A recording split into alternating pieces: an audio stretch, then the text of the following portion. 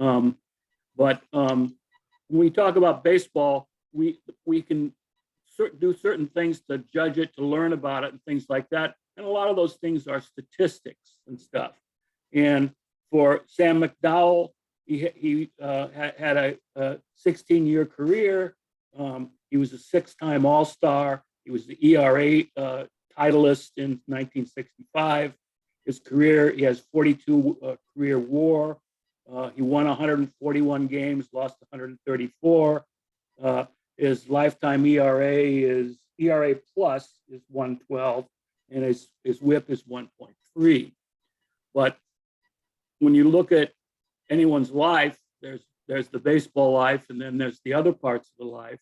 And while I haven't read the book, I took a peek at the chapters and things like that, and I could kind of discern that half the chapters were about Sam's baseball life, and the other half were about addiction and recovery and post-baseball, things like that. So I think the book, from what I can tell, is also getting a lot of notice from the recovery and from the therapeutic community as well. And having said that, I'll kick it off to you guys. If you want to put stuff in the chat, I can do it. But there's only 20 of us here, so if we're polite, I think we can all just ask the questions for yourselves as well. Anyone like to start? Like I'm sorry? Sounds like a plan. Okay. How would you like to have an earned run average of 1.81 and don't come in leading the league or baseball? And have a record of 15-14. He was 1.81 in 1968, had a record of 15-14. Can you imagine that? The Indians that year it was 1968, it was the year of the pitcher, but the Indians' leading home run hitter had 14 home runs that year. And Sam, you know, the thing that I tell people about Sam, and maybe this can get kind of the ball rolling here, is that from a baseball standpoint, he had the stuff, and this is no exaggeration whatsoever. He had the stuff to be another Sandy Koufax. Reggie Jackson once said he had the best fastball, curveball, slider, and changeup he'd ever seen. But, you know, there was a lack of hitting, and, you know, there were issues that Sam had with coaches and managers who didn't allow him to learn how to pitch early on in his career, and other factors in his personal life all contributed to him, you know, not realizing his potential. And yet, despite that, he was a 6-time All-Star who led the American League in strikeouts 5 times. So it's kind of the whole thing is extremely interesting. And I think that's what makes the book, you know, one of the things that makes the book fascinating, as well as his post-career recovery and work as the very first counselor in Major League Baseball, helping people with addictions, the same addictions that he had as a player. So it was just so fascinating to work with Sam on this book and learn about his life and more about his career. Again, Marty, let me, if I may, kind of clarify something. You keep talking about helping other players with addiction. That was only a small part of me working with the players. Remember, most of the teams hired me because of sports psychology. That was the initial reason to have me there. It was Bowie Kuhn who wanted me to design the drug and alcohol program for baseball. But one of the primary reasons why I got hired and held on was the sports psychology background that I had, which in addition, because of my own recovery and then going back to school, I also was involved heavily with any alcohol or drug problem that anybody had, either in the teams that I worked for or through BAT, which was the program afterwards, which you're very familiar with, that I volunteered for 1 year and was with them for 35. Imagine that. Does By the anyone way, have any, we're kind of doing a since Q&A I- kind of thing here. So if anyone has any questions.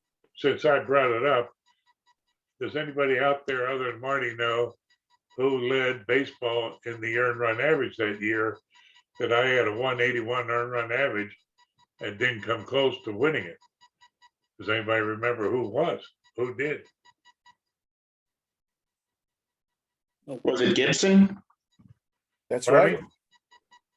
Yeah, Bob Gibson. That's right. 1.12. And then Louis Tiant, Sam's teammate in Cleveland, won the ERA title for the American League at 1.60. And yet Denny McLain, even though Tiant and McDowell both outpitched Denny McLain that year, really, won the Cy Young. So there's a couple questions here, and I'm going to start off. This is Northwest SABR for those people who are visiting from other parts of the country, and which includes Seattle, but also Portland. And we have a question from another Oregonian. When you pitched in Portland in 1964, in that first decade after MLB baseball came to the West Coast and expanded, how would you judge the AAA baseball in general and the Pacific Coast League in particular? Was it still highly competitive and a matter of civic pride, or had it already become more about player development and slipped far below MLB in terms of how cities viewed their ball clubs? Well, not really. In 1964, all teams had either former major league players on it. It wasn't like today where you have your prospects hoping to get to the big leagues. These were teams that had 2, 3, 4, 5, 6 players that were in the big leagues at one time or another, and they were just sent back to refine a certain part of their particular talent. And I can remember great pitchers like McCormick or like George Spencer. These guys were sent back, and I remember sitting down and talking with George Spencer myself, because I was in awe of the fact that they were up in the major leagues. And of course, at that time, I had no concept of really what was going on. It wasn't until years later with Alva Dark and Jack Sanford that I really start to appreciate anything in the game. I really didn't understand what was going on. I was just a kid getting paid for having fun.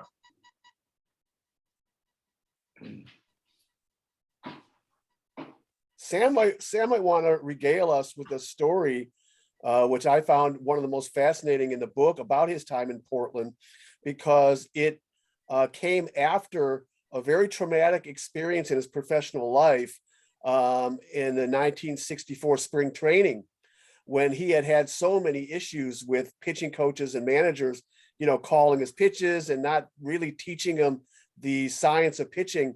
Sam, why don't you tell us about the 1963 or 64 spring training and how you reacted when you came to Portland?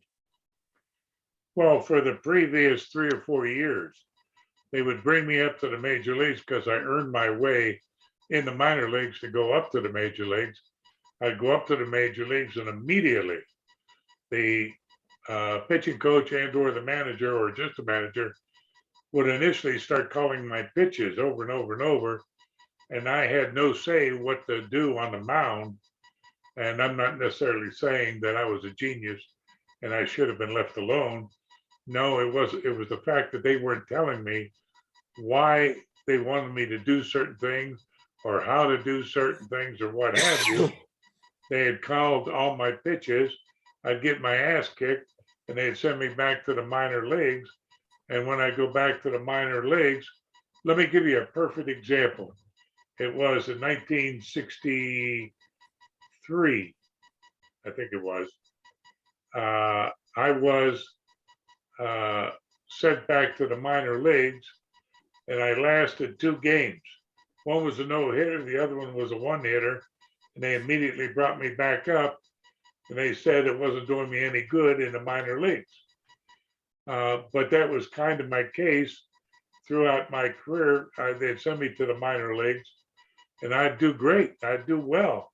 Like you're talking about 1964 when I was in Portland, I was 8-0 with a, what was it, 0.59 earned run average, averaging 12, 13 strikeouts a game and so on.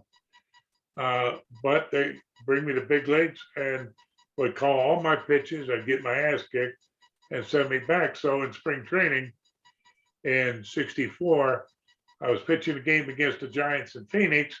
And again, Bertie Tebbetts was calling my pitches, and I got my ass kicked by the Giants. In fact, Orlando Cepeda hit one of my fastballs that I believe is still going.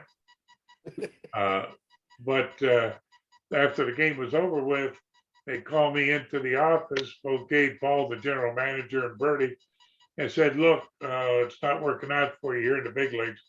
We're going to send you back to the minor leagues. And that's when I blew up, and I said, that don't bring me up to the major leagues at all. Leave me in the minor leagues. It's doing me no good here. You guys aren't willing to try and help me. You just give me that bullshit all the time about just listen to whatever you say and you'll make me a superstar and all that happy horse shit. And so I left very angry. And obviously I went to Portland when I was 7-0 with one no-hitter and 2 one-hitters and a whole bunch of 2-hitters. And Gabe Paul calls me and said, Sam, we want you to come up to the big leagues. We want you to pitch against the Angels in LA tomorrow. And I said over the phone, I said, Gabe, is Bertie Tebbetts going to call my pitches? And he said, don't start that. He said, we're trying to make you a major league pitcher. I said, no, if he's going to call my pitches, I don't want to come to the big leagues. And he said, I'll bury you in the minor leagues. And he hung up. And I went on to Hawaii and pitched a hell of a game there. I think there was 16 strikeouts in the game. And after we got back to the United States, or to, I should say, San Diego, where we were going to play next, which was still a minor league team, I get a call from Gabe Paul. And he says, have it your way, Sam. Bertie Tebbetts will not call any of your pitches. And we'll call you up, and I want you to pitch in Washington tomorrow. You take the red eye into Washington, and everything was history from that point on. As I said, I might have been sounding arrogant or know-it-all or what have you, but I also knew that the rules that if they left me in the minor leagues that year, they lose me. And I was not about to come back and have people call my pitches, have me blamed for it, and send me to the minor leagues. And I think it was, if I'm not mistaken, was it Johnny Lippon that was your manager in Portland? Yeah, Johnny Lippon. And he was the one that kind of allowed you to learn and call your own pitches and call your own game. And that's one of the reasons, you know, you were already been a success in the minors, but that run that you had in Portland was one of the greatest runs in the history of minor league baseball, I would think. I mean, 8-0 and your ERA was well under 1, and you were striking out like, I don't know, 11, 12 batters per 9 innings, which, you know, in today's day and age, it would probably be about 15. I still yeah, I mean, it's wild. It's just wild. And then after you came up in 1964, you established yourself as an all-star. Well, I still hold 11 records in the Pacific Coast League. Yeah, not bad considering how short, you know, a short a period you were there. There's a couple questions for you here. And one of them was, who was your favorite manager to play for and why? And who was your favorite pitching coach and why? My assumption is Alvin Dark and Jack Sanford, but I'll let you answer it. Well, you just did. Sorry. Well, they were Alvin Dark and Jack Sanford. When Bertie Tebbetts got fired because of another incident that you'll read about in the book that occurred in Baltimore, just to intrigue you to go ahead and buy the book. But in spring training, Alvin Dark calls me into the office the first week and he says, Sam, he says, I know that everybody's tried to call your pitches, every manager. He says, we're not going to do that. He said, we're going to let you learn to pitch and become. a major league pitcher. He says, in fact, I hired Jack Sanford, and Jack is going to sit with you in the dugout, and he's going to go over what you did wrong the previous inning, what you did right the previous inning, and he's going to help you along as you're pitching so that you can learn and you can understand. I thought that was the greatest thing since sliced bread. That was the first time anybody was willing to try and help me, because remember, each time they sent me to the minor leagues, there was no pitching coach down in the minor leagues. It was a manager down there, and they more or less let you do whatever you wanted to do, because every manager back in that day was afraid to ruin a player and be charged with ruining him, so they would never get another job managing. So they kind of let all the ball players do whatever you want in the minor leagues, so to speak, except when they got word from the major leagues to work on this or that or something. But they kind of let you alone. And so it was a tremendous help to me. A couple other questions. I guess I'll just read them off because they're kind of coming in now. Did you ever work with Don Nukem, who was also a recovering alcoholic? Actually, no, I didn't work with him. I was friends with him. I did know him, and I knew he was in recovery. That is probably one of the reasons why I was hired to be the clinical director for the BAT program in 1986. I was working with Texas and Toronto and running their sports psychology program and their drug and alcohol prevention programs. And I got an emergency call from Joe Garagiola, Sr., who had asked me if I was trained in suicide prevention. And I think he knew that I was. He knew my background. And at that time, Don Nukem was in charge of working with individuals that had alcohol or drug problem, trying to help them. And he did a pretty good job back then. But when it came to being licensed or trained, he wasn't. And so I said, yes, I'm trained. And they said, well, we got a ball player right now that's in the middle of attempting suicide. Can you help us? And I told him I would, get the phone number.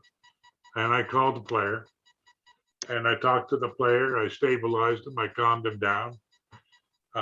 When we hung up, there was already the EMS on its way to his house, where he was in the process of attempting suicide. And we eventually got him the professional help he needed. For your information, by the way, today he is an ordained minister for working with children that are in trouble. And I'm talking about Bernie Carbo. And that's not giving away a confidentiality. He has mentioned that publicly on television numerous times in interviews. And he also talks about me in his book of helping to save his life because of that suicide. That was the first one. Then about 6 months later, I got another emergency call about another player that was attempting suicide. And I took care of that one also. And so after that, they had asked me if I would mind coming and working for the Commissioner of Baseball in this new program they were trying to get started. And I told them I couldn't work for him, but that I would help him. And after me turning him down 4 or 5 times, they said, well, you need to come to New York for the board of directors meeting. And I said I would bring a list of trained, licensed individuals that could help them, because I had too much on my plate as it was.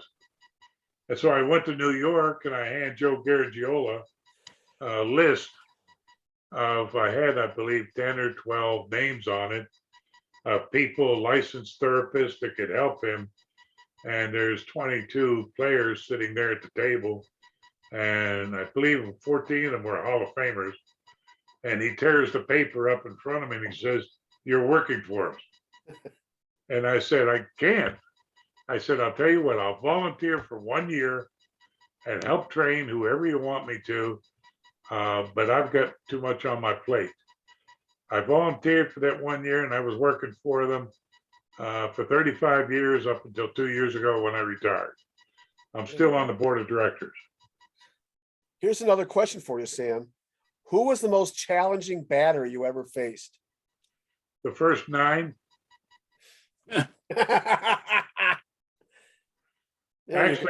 actually, it was an individual that helped me set an all-time record in baseball that still stands. I'm the last left-handed second baseman in the history of baseball with 1,000 fielding percentage. And it was all because of Frank Howard. Frank Howard owned me. No matter what I threw up there, he hit it. In fact, for those of you that are familiar with Rfk Stadium, there was 3 seats painted white in dead center field in the upper deck. I'm responsible for one of them. I thought I could sneak a fastball by him. But Frank owned me. And so Alvin Dock at spring training also had a meeting and said that he knows I got trouble with Frank, and when we play Washington, that if we're winning the game in the 7th inning and Frank Howard comes up to the plate, they're going to take me out and put me in right field. Bring in Dean Chance, who owns Frank Howard, because Dean was with our team and in the bullpen at the time. So we're winning 2-1, and I believe it was the 7th inning. And he takes me out and puts me at second base, takes out Larry Brown, because he was the last hitter that hit the previous inning. So to make the double switch for the next inning. And he tells everybody on the mound, he tells everybody to look over and see who's playing second base. There was 2 outs. And they said, do not make the second or the third out at second base. See who's playing there. You make the out at first base, because we had a runner on first base. Lo and behold, he hits a 2-hopper to our shortstop, and without thinking, our shortstop grabs it and throws it to second, and I was there to make the out. So that's why I have 1,000 fielding average. What do you remember? You might not remember it very well because they were only there. I don't remember very much. I'm 80 years old.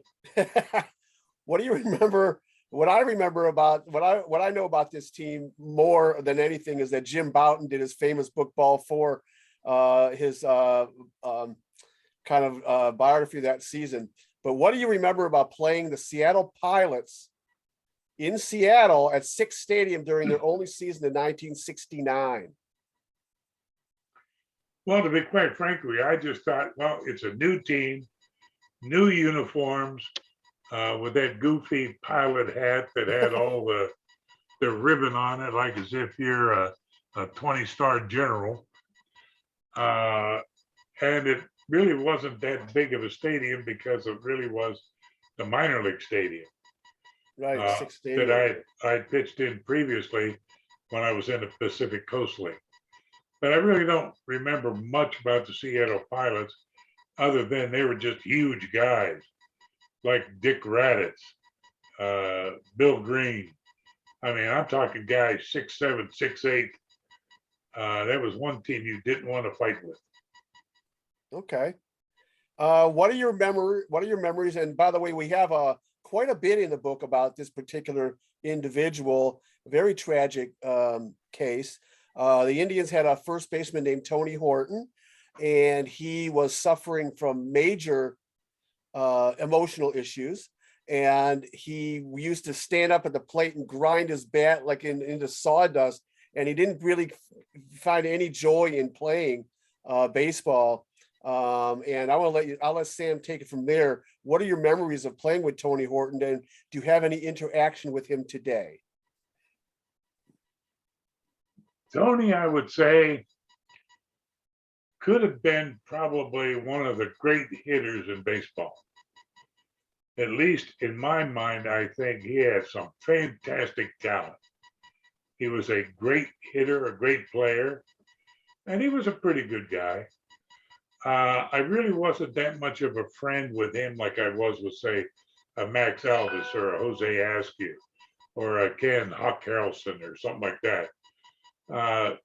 Tony was kind of a loner, where he went by himself an awful lot.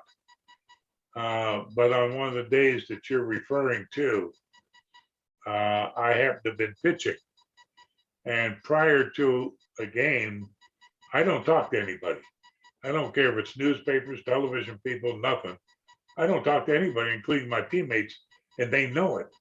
I'm just thinking about the whole game, what I've got to do, what the strengths and the weaknesses are of each hitter and so on, how the defenses are going to play and so on. And so I really don't have time for much of the camaraderie or bullshit. And Alvin Dark comes up to me and said, Sam, he says, I want you to do me a favor. I said, what's that? And he says, Tony Horton is having some problems and he wants to talk to you. And I said, well, you know, I don't really talk to, and he says, hold it, Sam. He says, this is special.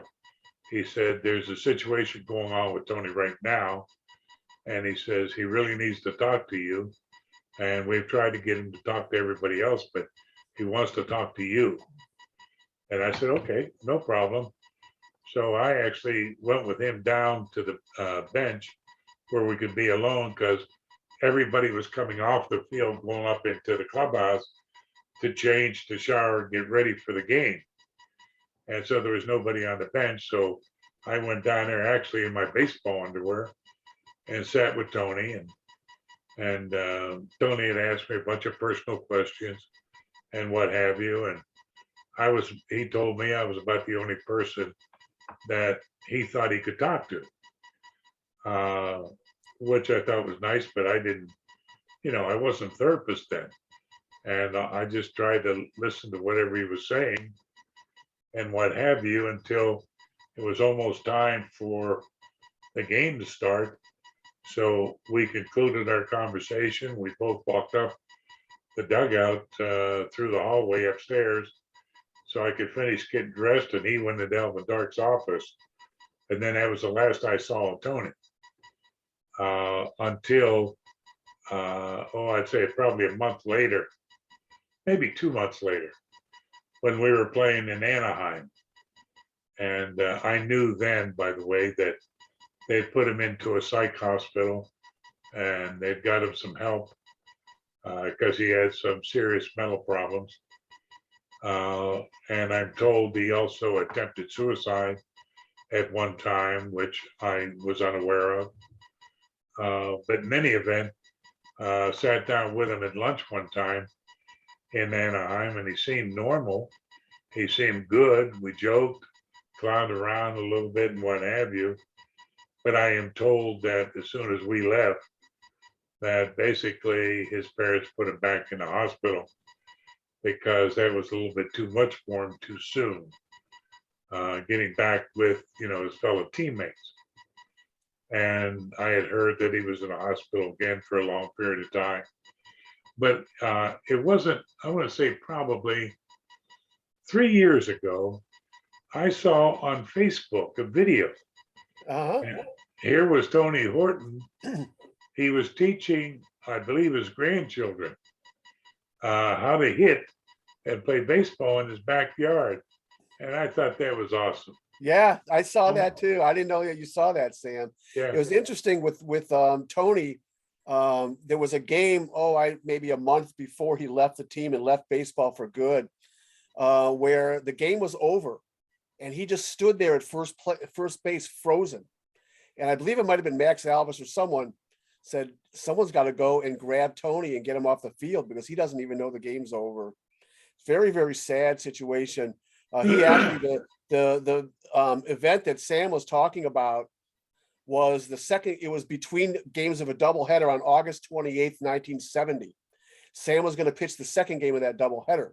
And Tony, had the conversation with Sam, and then he left the team and he went back to, by all accounts anyway, he went back to his hotel and sat in his car and slit his wrist, tried to commit suicide.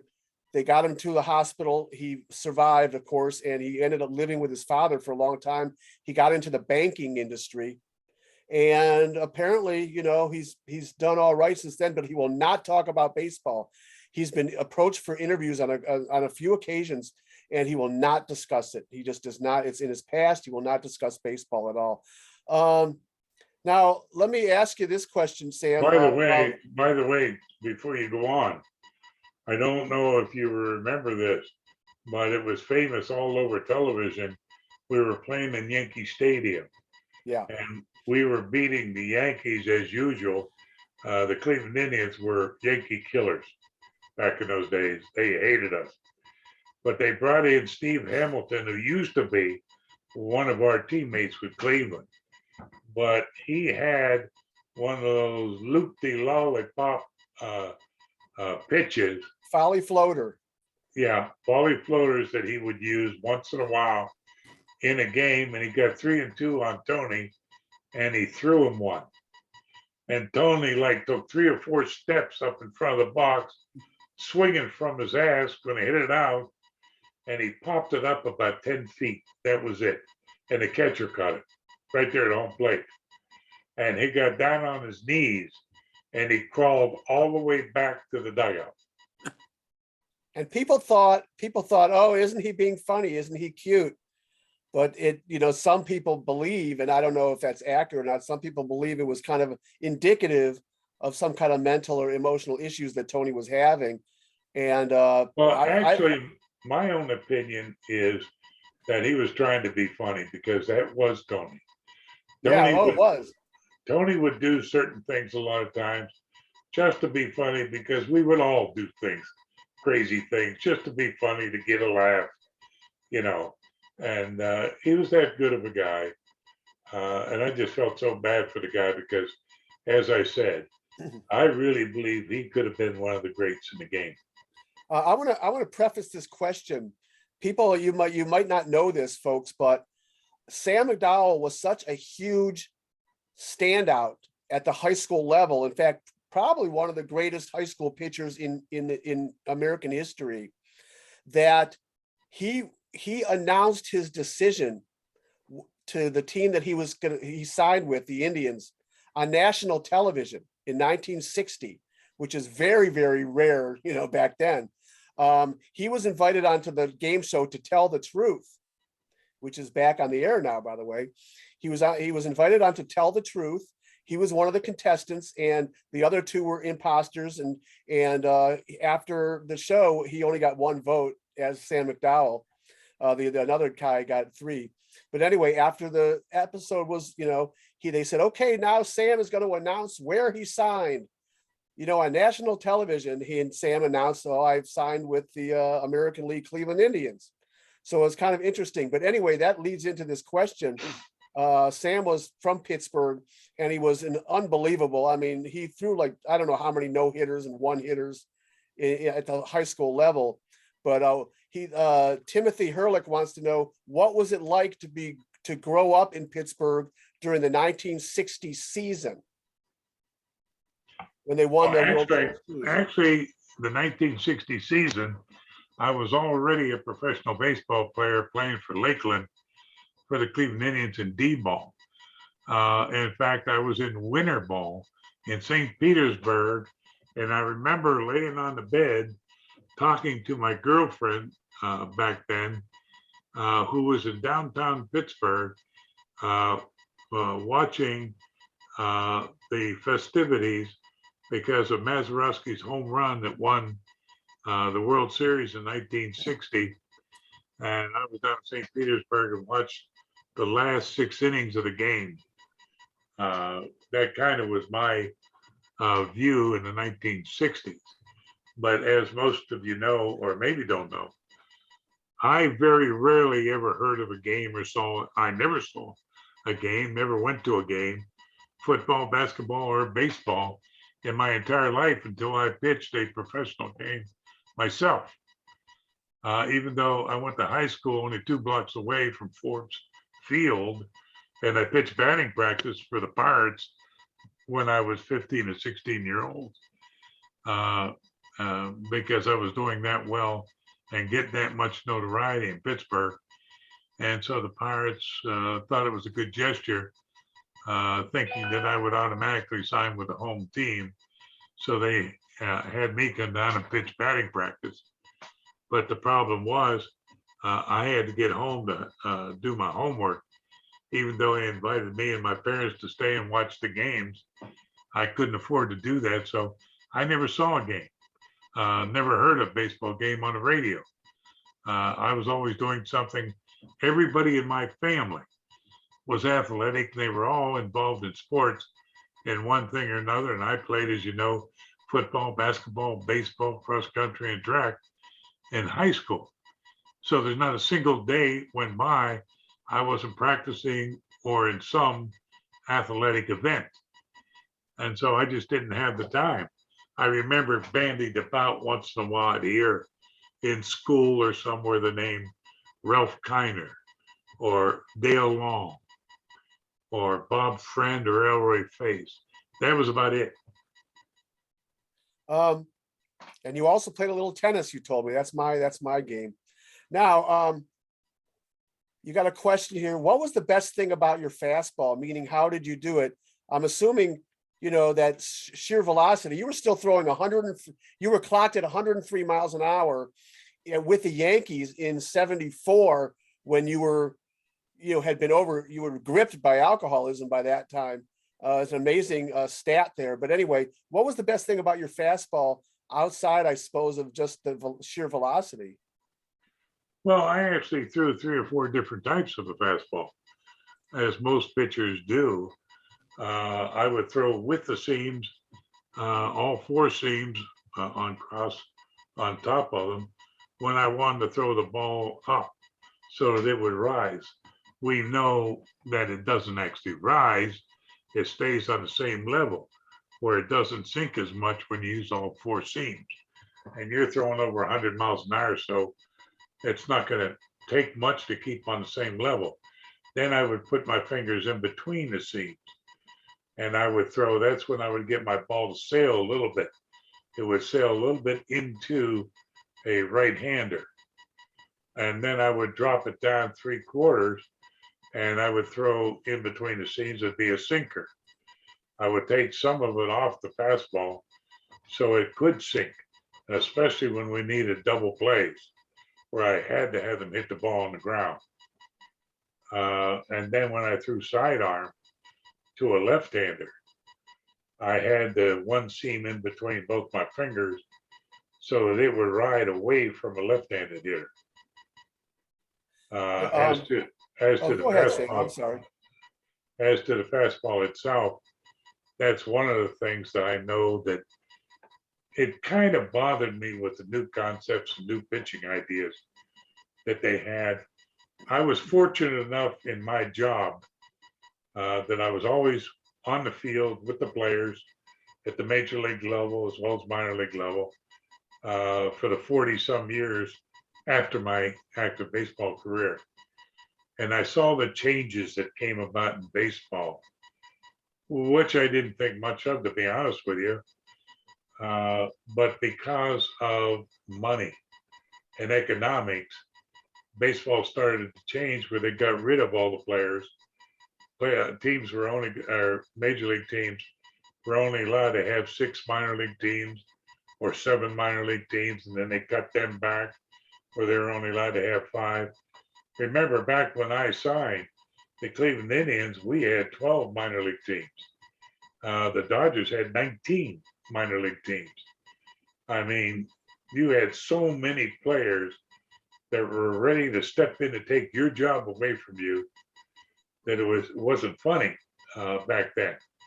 But then I also saw the changes that we're going through, and I saw some of the coaching that was in the minor league system, and it wasn't really from knowledgeable people, which really bothered me. Pitchers who pitched for a long time in the big leagues, they would not go back to the minor leagues and help out because they weren't going to make any money. Because back then, no coach made any money at all. So you were getting mostly guys who couldn't make it themselves in the first place. And now they're going to be put in a position simply because of economics of teaching players with some pretty good talent, how to pitch when they couldn't pitch themselves. And I saw firsthand the good and the bad. I mean, I saw pitching coaches and no more had an idea of what the hell was going on than the man in the moon. And yes, I saw other ones that were in the minor leagues for 10, 12, 15 years that really were great, were experts. And the reason why I bring that up was you asked about the fastball, or somebody had asked about the fastball. And I know that throughout my entire career, from the time I was 7 years old, as well as Nolan Ryan, Sandy Koufax, Randy Johnson, anybody that threw exceptionally hard, if you take a look at their background, they played when they were growing up every sport, football, basketball, baseball, whatever. And the reason why that was so important to me was long after my active career, I was in medicine to the degree that my partner down in Florida was an orthopedic surgeon. And he was helping former players and current players. He worked with a lot of him and Andrews were the two big guys in baseball. And I know that over and over and over, he was dealing with injuries that should not have been. And that's where individuals were taught to throw basically against themselves, which was leaving nothing but shoulder injuries, elbow injuries. And that's why so many Tommy John's operations have come about. And so it was a mixed bag that I was observing. And I kind of felt bad in that I knew and understood my position. I knew and understand boundaries.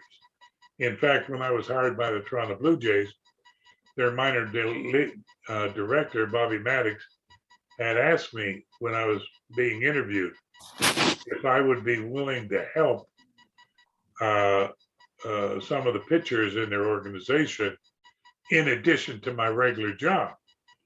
And I told him no, that I couldn't do that, that my job was counseling for sports psychology and for the EAP program that I had with the team, but I could not break that boundary. And so I wouldn't. And so that was one of the most difficult things for me. Sam, to piggyback on that a little bit also, and I'll tell a little story about your fastball, but you mentioned coaches not making enough money, and your favorite pitching coach was Jack Sanford, who was pitching coach under Alvin Dark, and he was kind of shortchanged by Gabe Paul, and he didn't, he ended up having to leave to I think he was managing some golf courses or something instead, and that kind of was a very negative factor in your very late career with the Indians when you no longer had Jack Sanford around.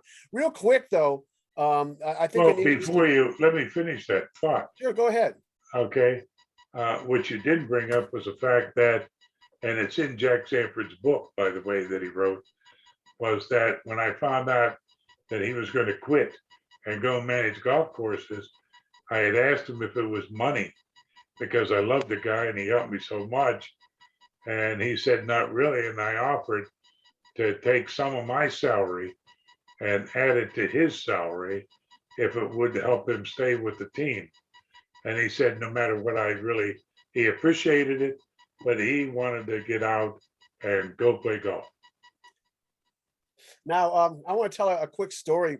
I grew up watching Sam pitch at old Municipal Stadium in Cleveland, but they only had the only games that were televised basically were weekend games on their WJW TV, Channel 8, I still remember.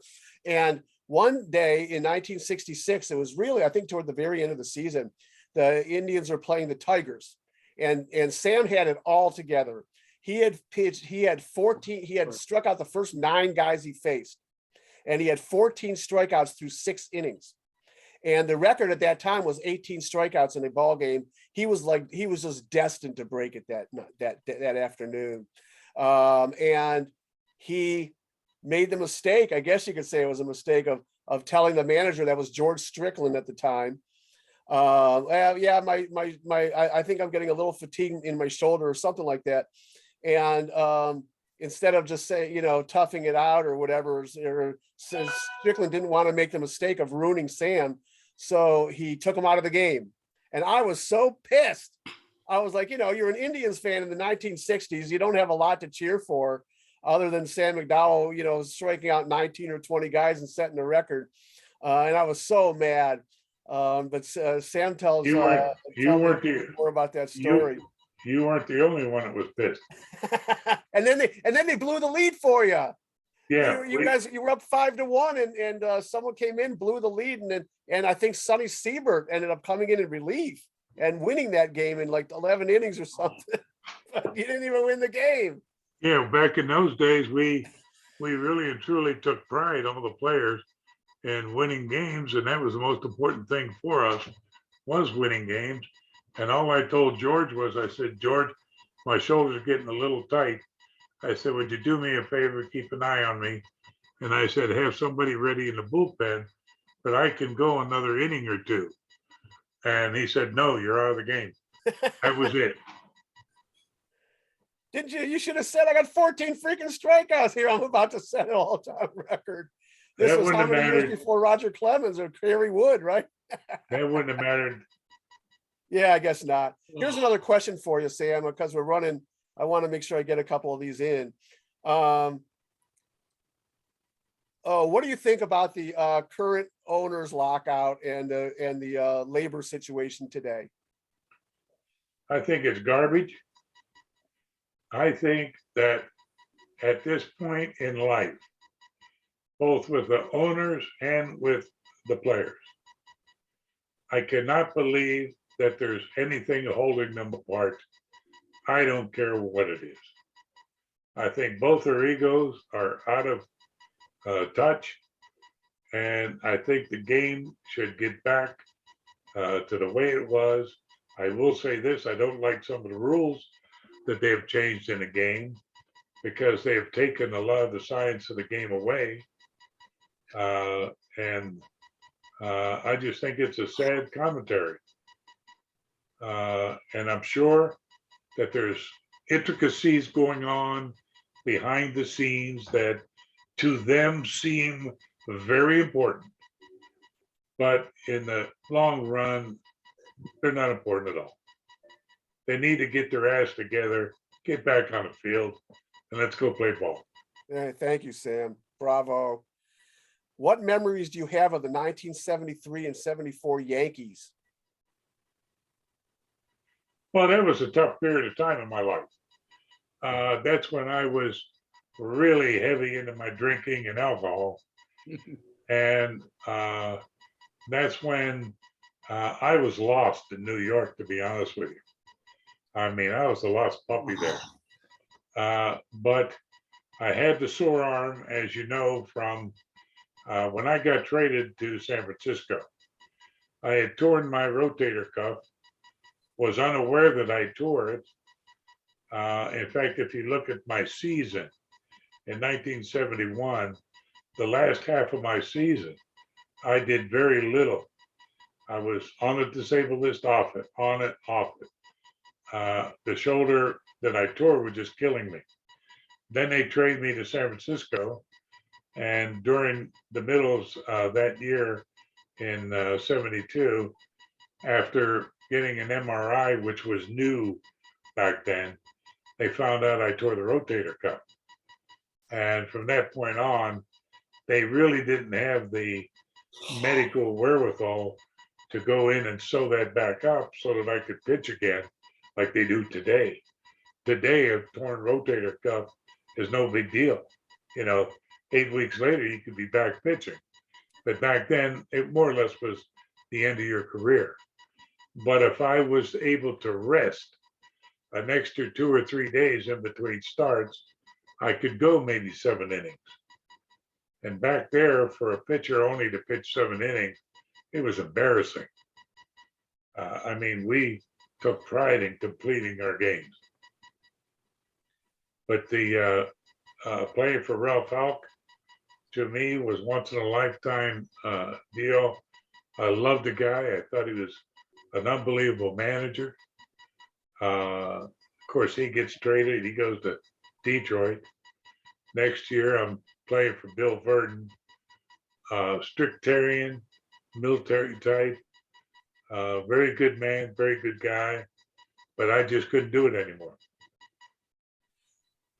Interesting story about Sam, and the most, I think maybe the most fascinating thing in the book. Sam hit rock bottom in 1980. He was at his parents' home, and he believed that alcohol had defeated him, but he didn't know that he was an alcoholic. He just thought he really thought he was going crazy. He thought he was going insane.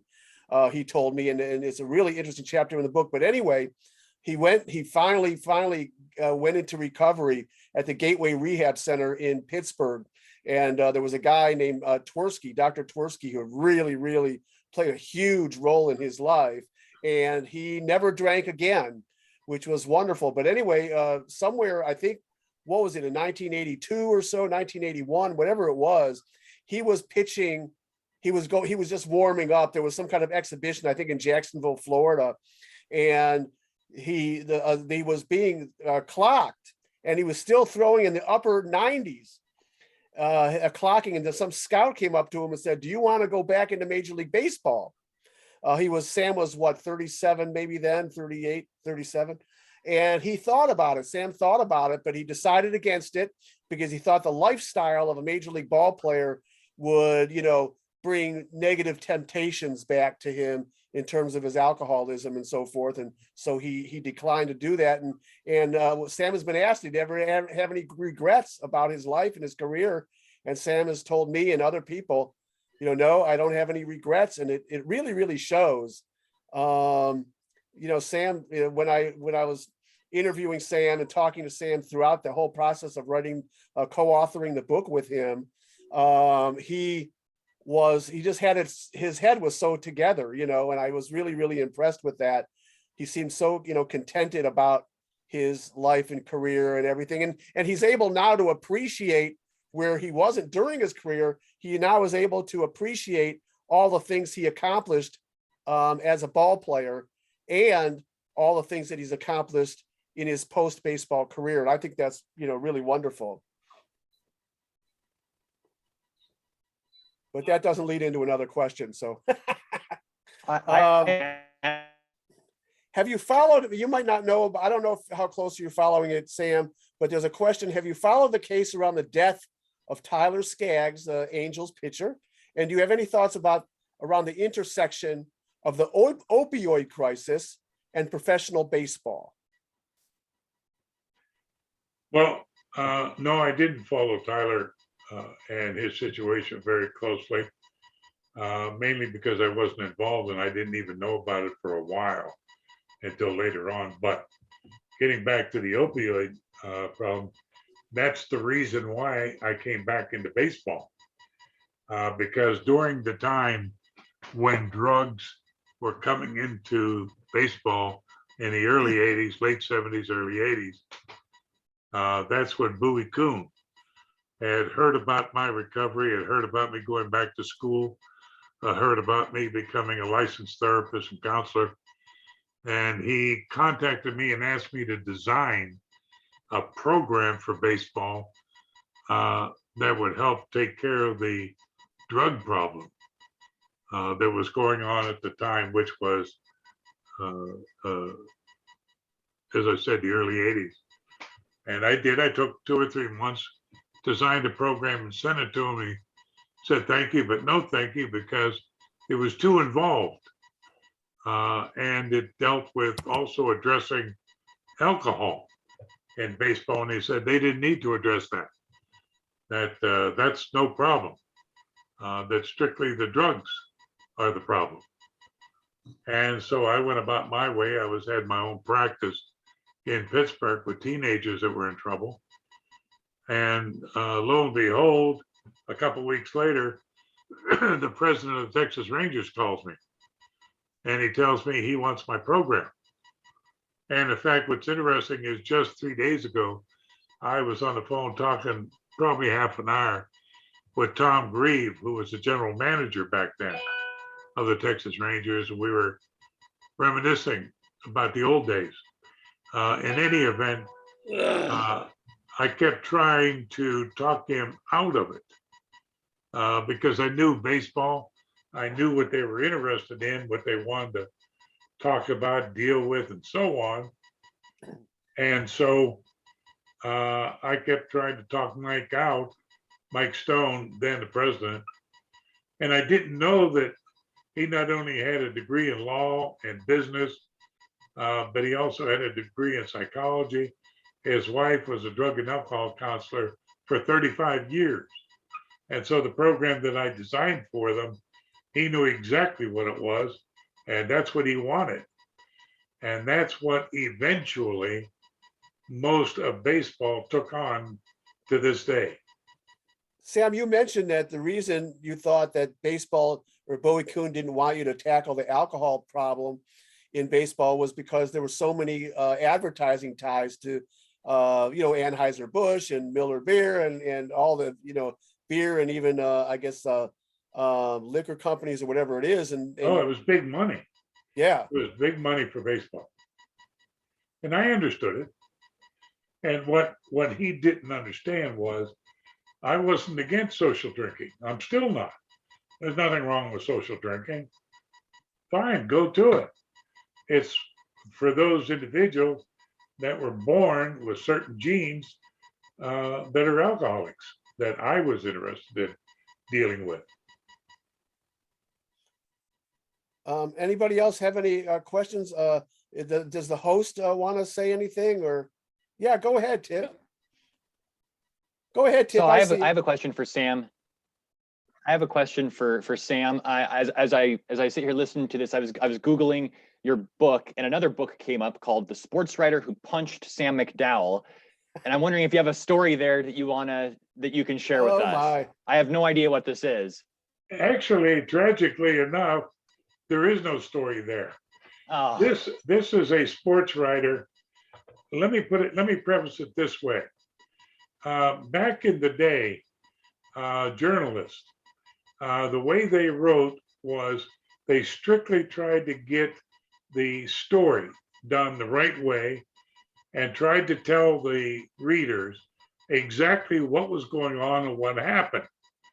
And right around about the late, I'm going to say maybe late 70s, it really took off like a bat out of hell. But here was a writer that started giving his opinion, and he had trouble with everybody on the team.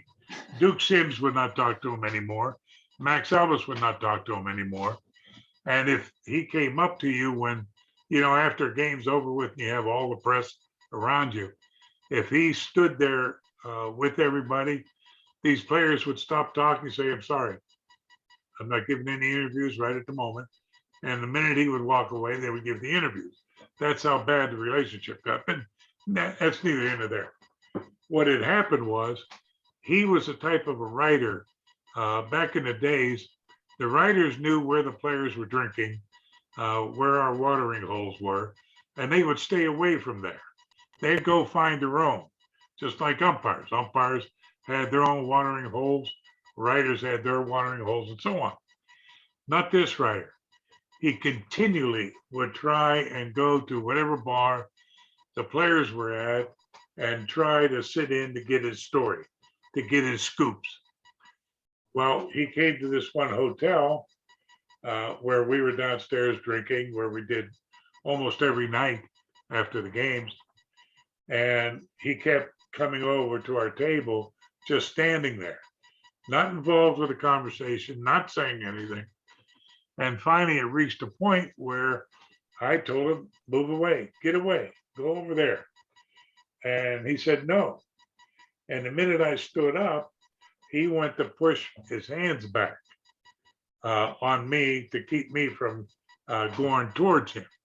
Not to hit him or anything, but just stop me from going towards him.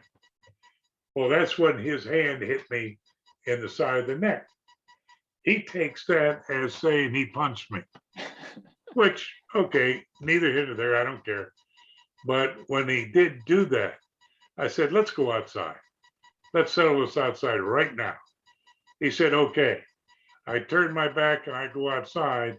He sneaks out the back door the other way and runs home.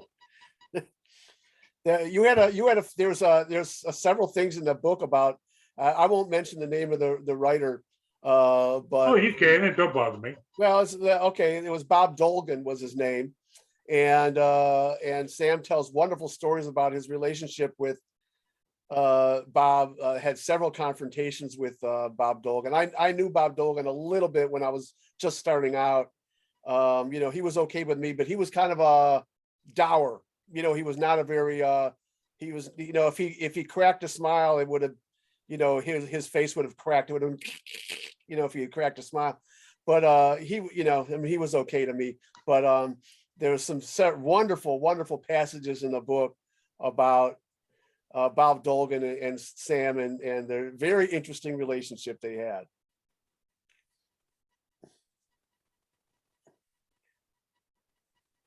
Anybody else have anything they want to ask or comment on? Sam, what made you decide to write the book at this point in your life and career? That's kind of interesting. To be quite frank with you, I thought about it for a long time. In fact, the very first person, I don't know if any of you guys remember, I consider him a great writer, Jim Murray from Los Angeles. And Jim Murray was the first one about 4 or 5 years after I was out of baseball. He had contacted me and wanted to write a book. And I had told him, no, I wasn't ready. I didn't want to write it.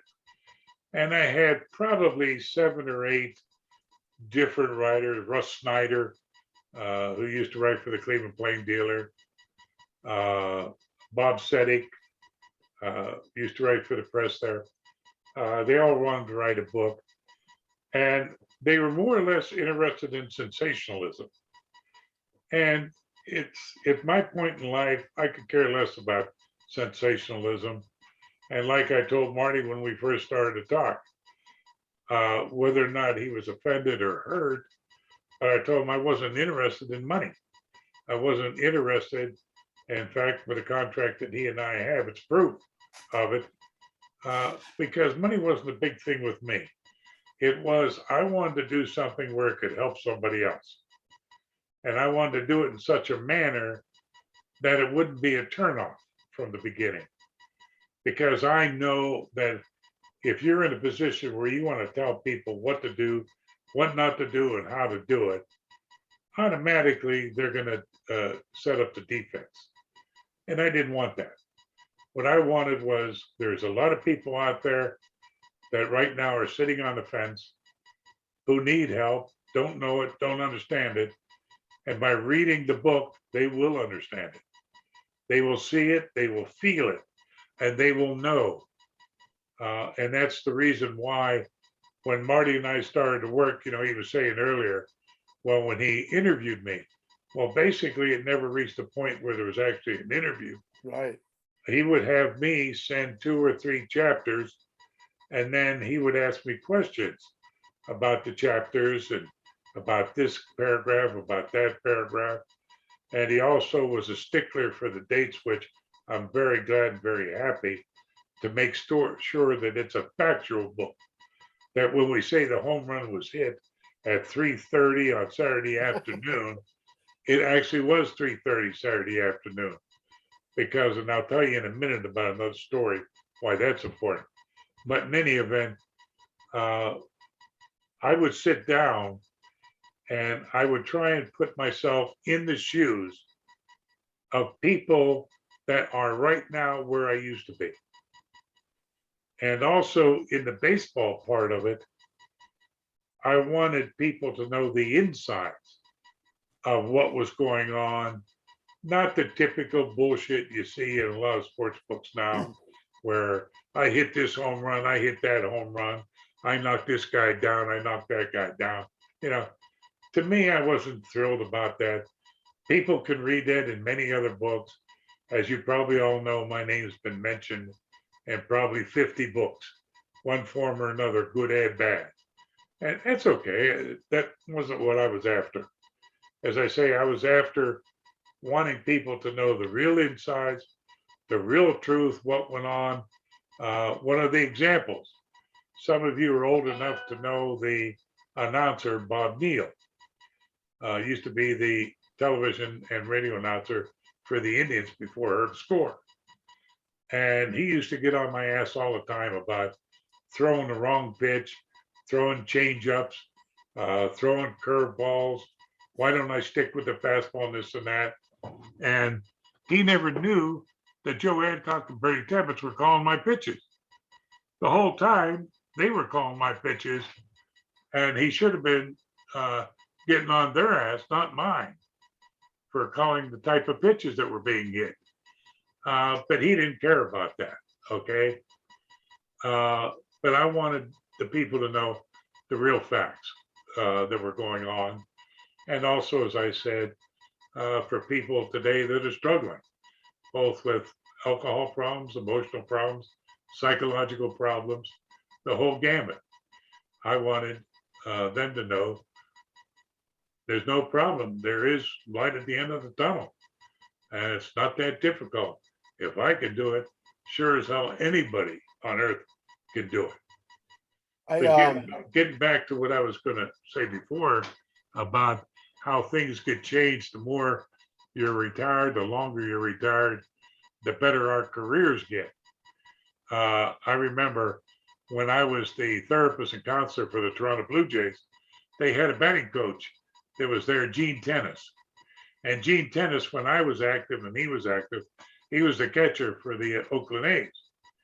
And he used to tell in the clubhouse how we like to bandy about with each other, you know, joking and teasing. He used to tell everybody about the home run he hit off of me in Met Stadium. And to be quite frank with you, I've had so many hit off of me, I couldn't remember one home run. So I didn't say much about it until he kept it up, and he kept it up. And I went, when we were going into Cleveland, I happened to know some of the guys that belonged to the SABR system there in Cleveland, and they were friends of mine. So I asked them if they could do me a favor, look up the record of Sam McDowell versus Gene Tennis. And he did. And so he wrote it down and gave it to me. And so I took it into the clubhouse, how we always like to joke around. And the manager back then, when they won all the World Series and everything, was Cito Gaston. And he loved to have fun in the clubhouse. So I told him secretly all about it. And he asked me to give it to him. So I gave the paper to him. And so when all the players come in off the field and we shower and change and get ready to go back out for the game, he says, hold up, fellas. He says, I'd like to know something. He says, hey, Chief, would you explain to me again about that home run you hit off of Sam in Met Stadium? And Gene says, sure. And you could lead Gene Tennis into this story 1,000,000 times, and he never catches on what's going on. In any event, he goes and gives his dissertation about how far it was in right field, how many rows up, and what the weather was like and everything. And he says, well, that's not according to the record, Gene. And Gene says, what do you mean? He says, here, take a look at your record. You were 0 for 9 against Sam, and he struck you out 6 times. He says, where's the home run? And Gene never said a word that whole week. But I've done that now with numerous players. Oh, this guy hit this changeup off of me, or this guy hit this hanging curve. So I'm fortunate enough to have friends in SABR that can get me the record. And it doesn't always bear out.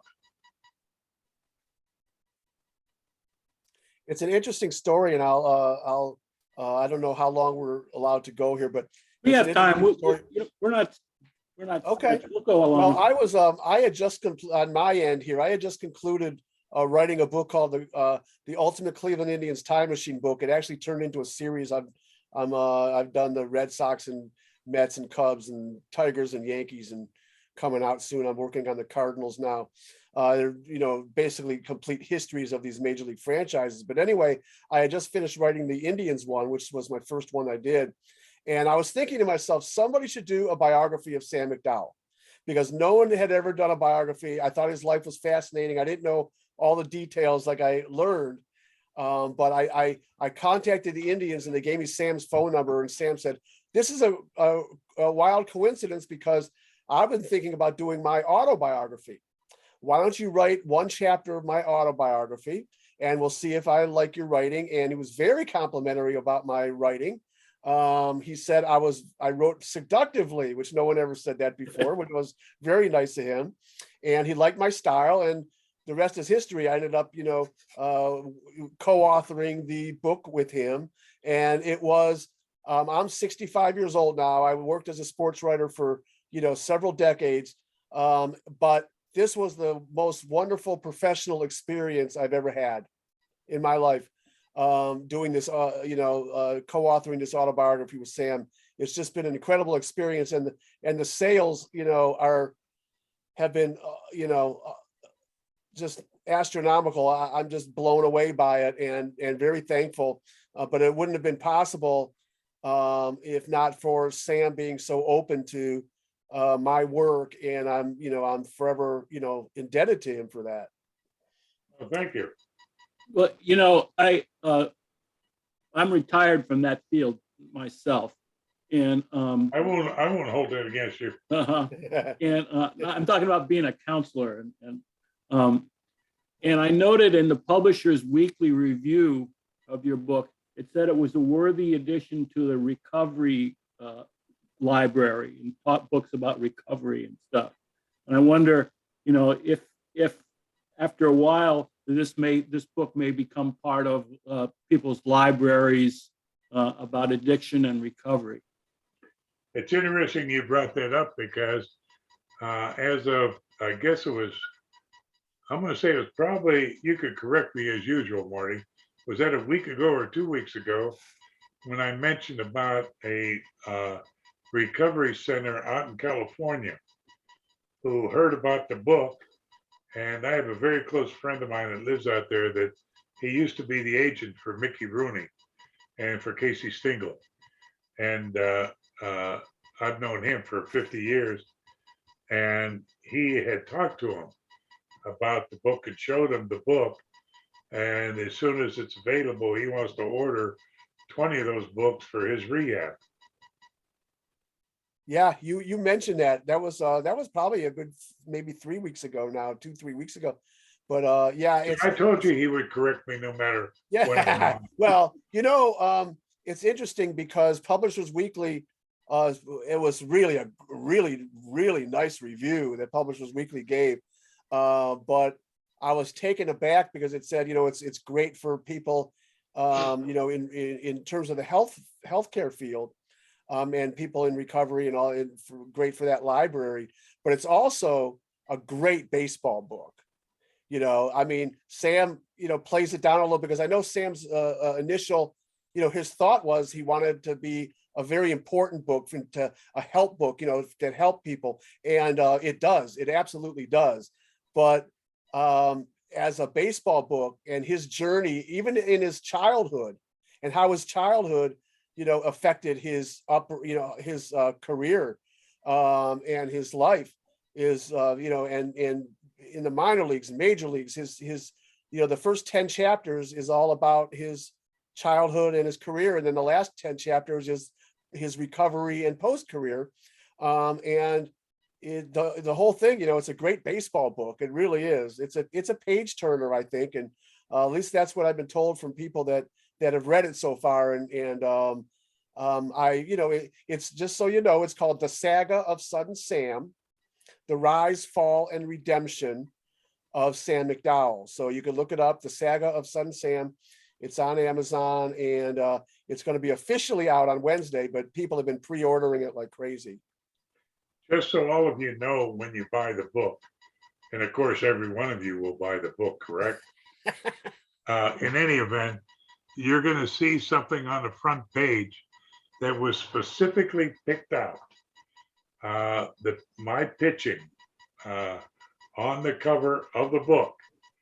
And it was because a very sore spot with me for many years was the fact that newspaper writers, announcers, and everybody used to get on my ass about throwing the wrong pitch at the wrong time, change-ups and curveballs, this and that. So I specifically picked a picture to rub it into those individuals, because you'll notice that I was holding the ball, getting ready to throw a changeup.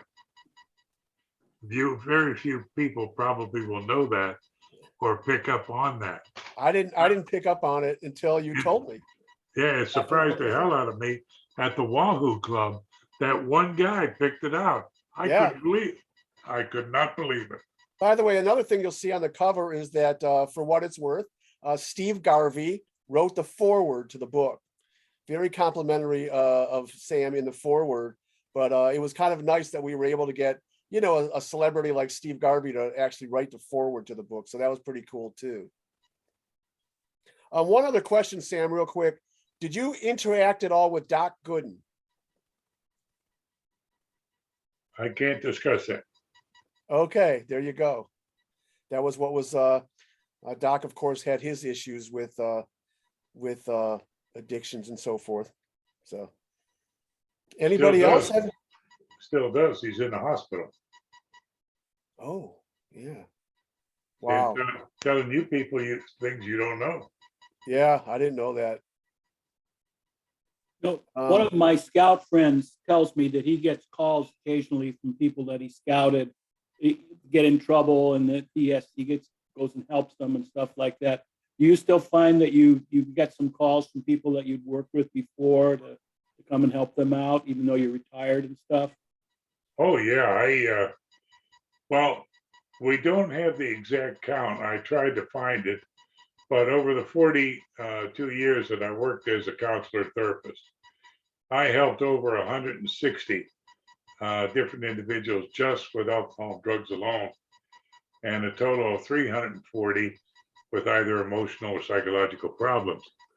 Of those people, I would say probably half of them I'm still in touch with. I still talk with them on at least a weekly or a monthly basis. I talk to probably, on average, about 20 to 30 former players a week that I've been in touch with throughout the past 40, 45 years. What techniques did you use, if any, to kind of separate yourself from that and not always take that home with you, and to kind of say, I've done the best I can today, and to hell with it? Well, basically, that's what you're taught in counseling. Yeah. Okay. You're taught that once it's over with, it's over, and that there's no second chance. You did the best you could, and just know and understand that if you're honest with yourself, you did the best you could and go on. But as to what technique did I use, that's something that I know that there's a lot of therapists that work with athletes that I've worked with that fully understand. It's called reality therapy. Yeah. And it's by Robert Glasser. It's a specific type of therapy. And they are now using it an awful lot with soldiers with PTSD. But it was a new therapy back in the 60s and 70s. And it was one of the ones that hit me like a 2x4, because with an athlete, you don't have the time to sit 45 minutes once or twice a week for 6 months before you're going to see a change. Because if you're going to do that, he's gone. He's going to be released. He's got to perform, get on that field. So you've got to somehow get his attention. I always say hit him with a 2x4. And that's part of what reality therapy does. But it lets the individual also know that there is light at the end of that tunnel, and that we're going to conquer it together. That he's not alone, and that we're going to deal with the real situation as it affects him now. And it works. It A works. word from Bill Nowlin. Bill Nowlin writes, "It's great to hear that so many have been helped and that so many keep in touch. Thanks for this discussion." A very kind word, Bill. Thank you so much.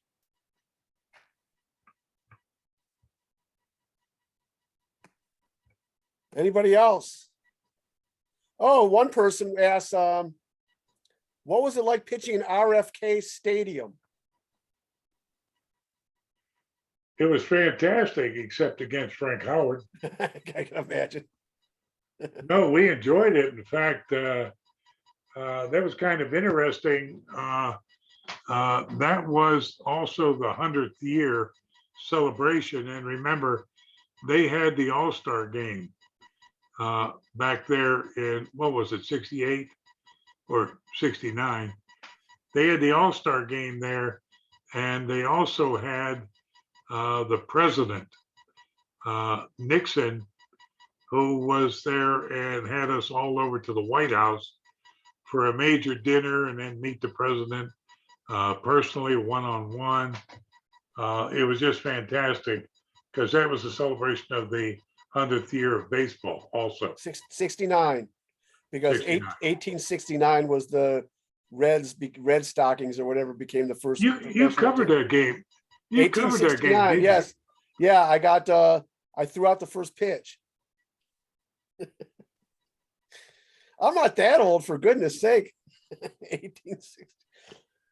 These guys get Oh, rained man. out. Wasn't there rain that day? Yes, sir. Rainstorm. Yes, there was. There was a rain out that day. And interesting, Alvin Dark brought his family. So did I. Plus, I brought my mother and father to the game. And because I knew ahead of time that the crowd after the All-Star game is chaos out there, trying to find a taxi or a bus to get back to the hotel. So previously, this is before your modern day ball player started hiring a limousine.